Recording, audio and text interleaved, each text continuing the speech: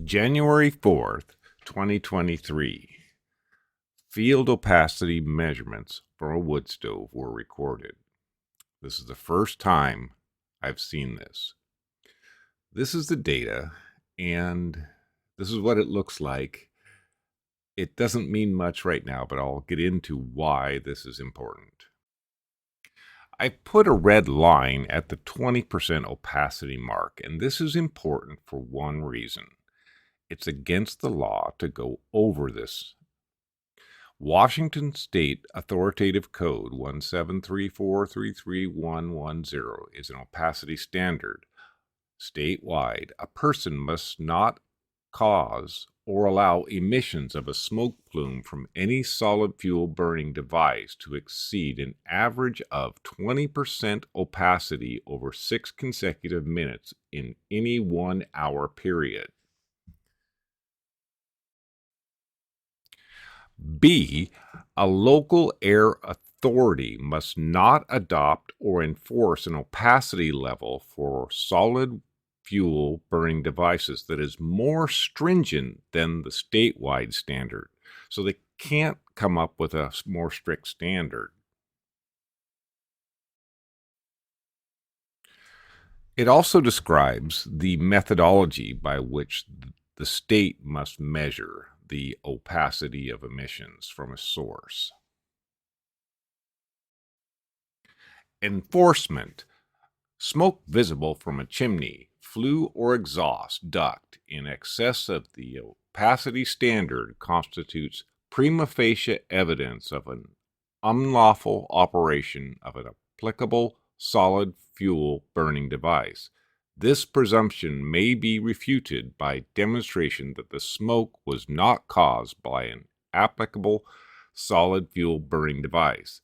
The provision of this requirement shall be A, enforceable on a complaint basis, B, not applied during the startup of a new fire for a period not to exceed 20 minutes in any 4-hour period.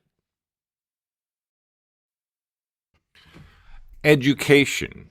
Any person or retailer providing information on the operation of solid fuel burning devices such as brochures, demonstrations, and public education programs should include information that opacity levels of 10% or less are attainable through proper operation. If we understand this law, we understand why 20% is the line placed here.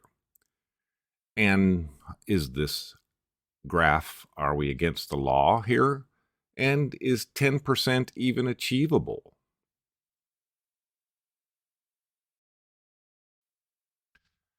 This is a rendering of an opacity measurement device for a wood stove chimney. It is a relatively simple device, but there aren't any available yet for the consumer to buy. It consists of a light source on the right, a lens, a port, a light beam, your emissions, another port for the sensing end, and a light sensor. And these are the components of an opacity monitoring system. This is an opacity monitoring device. It is a prototype. It is not pretty, however, it does work. This is another angle on this prototype with the light source on the left and the light sensor on the right. The data is being beamed up to my computer, and we could see it here. And I don't know of any device other than this one that will do this. This is an image of smoke being measured. What you see here are clouds that are forming above the chimney.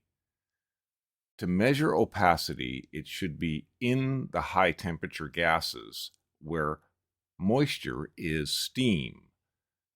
That way you're getting an accurate reading of the opacity before it leaves a chimney and becomes clouds. This is the point of confusion for all smoke measurement.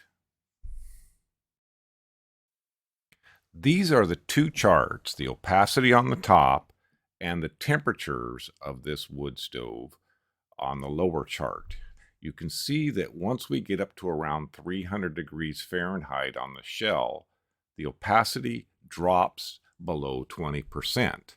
Now let's take a look at this event just before 60 minutes when I put a piece of wood on. You can see that it goes up to around 80%. Well, it only did so for about 2 minutes. So this is technically legal. It didn't go 6 minutes. It didn't go over 6 minutes.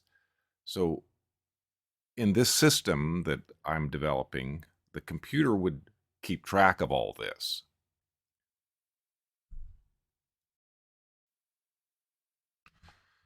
When you look at this now, you can see that I was pretty much legal during the whole run. I got under 20% in approximately 20 minutes. I had one excursion above 20% for 2 minutes, but the rest of the chart is essentially under 20%. When you look at the plume coming off my horizontal chimney, is that a legal emission? It looks like it's more than 20%. However, the instruments are saying it's lower than 20%. What are your thoughts? Comment below. Smokeless Chimney, www.smokelesschimney.com, Facebook, Reddit, and YouTube.